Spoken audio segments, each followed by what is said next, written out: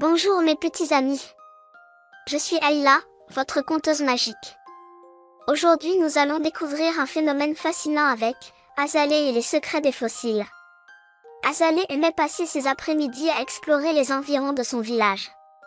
Un jour, alors qu'elle grimpait sur une colline rocheuse, elle trébucha sur une pierre étrange avec des empreintes gravées dessus.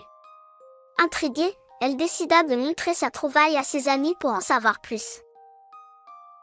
Azalée organisa une réunion avec ses amis dans le parc du village pour examiner la pierre mystérieuse.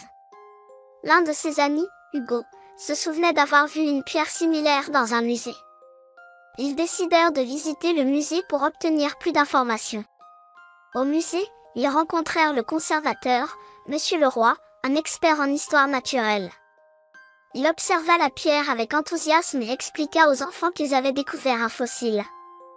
Les fossiles sont des restes ou des empreintes de plantes et d'animaux qui ont vécu il y a des millions d'années, préservés dans les roches sédimentaires.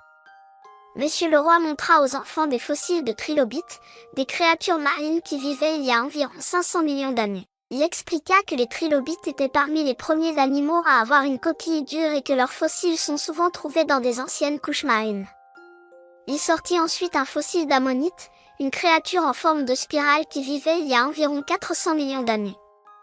Les ammonites étaient des mollusques marins et leurs fossiles sont des indicateurs importants pour comprendre les environnements anciens. Azalée et ses amis étaient fascinés par ces découvertes. Ils demandèrent comment les fossiles se formaient.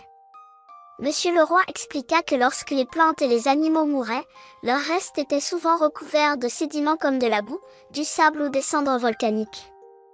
Avec le temps, ces sédiments durcissaient et se transformaient en roches, préservant les empreintes ou les restes des organismes comme des fossiles. Pour mieux comprendre, Monsieur Leroy emmena les enfants dans une zone géologique spéciale près du musée. Ils observèrent des couches de roches sédimentaires et apprirent comment identifier les différentes couches, chacune représentant une période différente de l'histoire de la Terre. Ils trouvèrent également un fossile de feuilles. Monsieur Leroy expliqua que les fossiles de plantes sont tout aussi importants que ceux des animaux, car ils nous donnent des indices sur les climats anciens et les environnements où ces plantes poussaient. Pour mesurer l'âge des fossiles, Monsieur Leroy montra aux enfants un outil appelé un chronomètre géologique. Cet outil aide les scientifiques à dater les couches de roches et à comprendre la chronologie de l'histoire de la Terre.